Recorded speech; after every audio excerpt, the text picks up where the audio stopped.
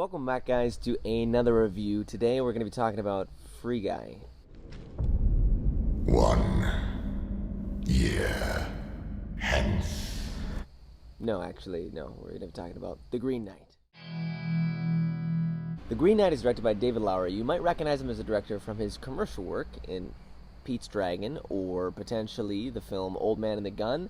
But I would say, for me personally, his biggest work prior to The Green Knight was A Ghost Story. The Green Knight stars Dev Patel, Alicia Vikander, Joel Edgerton, and also Ralph Ineson, and there are other folks here as well. I believe Sean Harris as well. The cast is fantastic. It is a fantasy reinterpretation or adaptation of the old medieval poem or story about the Green Knight and Sir Gawain. I had a lot of anticipation for the Green Knight, considering it was another film from David Lowry, an A24 flick, as well as looking at an awesome cast. I had a lot of expectations, and did it live up to my expectations? I would say mostly yes. In my perception, the movie really is about this kind of almost deconstruction of a hero and a lot of existentialism thrown into the mix. Our hero or protagonist, played by Dev Patel, is not this standard hero. He lacks a lot of those qualities that you would look for in, say, an Aragorn from The Lord of the Rings. If you have seen A Ghost Story, then you'll get a little bit of insight into the kinds of thematic elements that David Lowry is into, as well as his own personal style as a filmmaker. If you don't really enjoy movies that develop slowly and really ask you to engage and contemplate about kind of what's happening on screen, you won't find much comfort in this film. Many people on the old internet, specifically IMDb users, seem to be very critical of the film, calling it things like boring, meaningless, and or pretentious. I would say it's quite the contrary. First off, I will praise the cinematography because it was absolutely gorgeous. The composition was beautiful. It was a very kind of slow and uninvolved cinematography, but it was utterly gorgeous, and many of these frames could easily be paintings. Beyond this, the acting across the board was fantastic.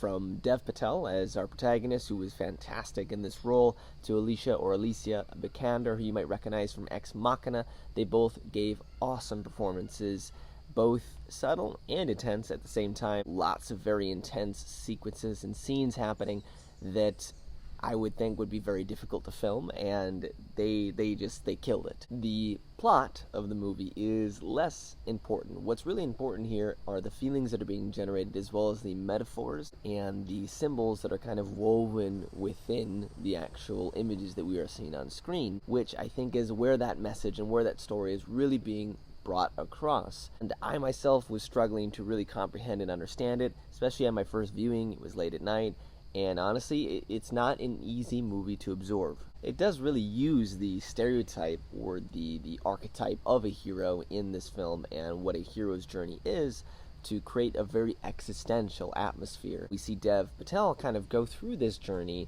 and then different questions are being asked, such as what is honor and greatness, what do those things mean, and if somebody shows fear, if a hero is scared or doesn't contain some of these traits, can they still be a hero? The fantastical elements are superb here, and they aren't rolled out in a blockbuster kind of fashion, so don't expect Lord of the Rings here. Don't expect Harry Potter. That's not what you're going to get. But it very much so is a fantasy, and as I understand it, because I did not read the poem myself, it is a loose adaptation of the Green Knight, that old medieval poem. Lowry really uses it as a platform to drag our hero through a lot of trials and tribulations, and also while dealing with this kind of existential atmosphere. I thought hard about this movie and what the director wanted to accomplish.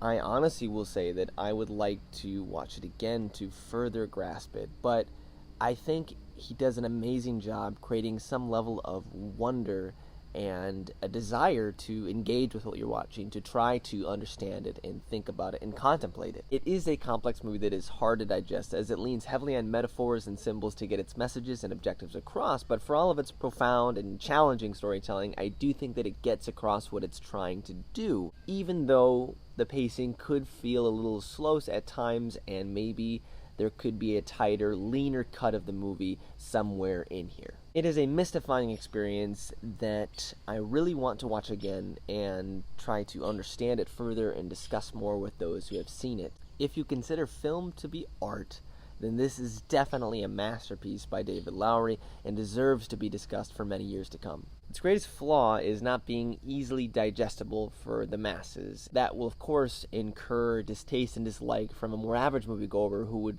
prefer to go to another installment from the Marvel Universe than engage with something that requires a bit more thought and patience to understand, engage with, and grasp and appreciate. Which is fine, but don't knock The Green Knight just because you don't get what you expected out of the movie. If you're willing to venture out and try something different and watch something potentially challenging and really truly unique, then please do go check it out.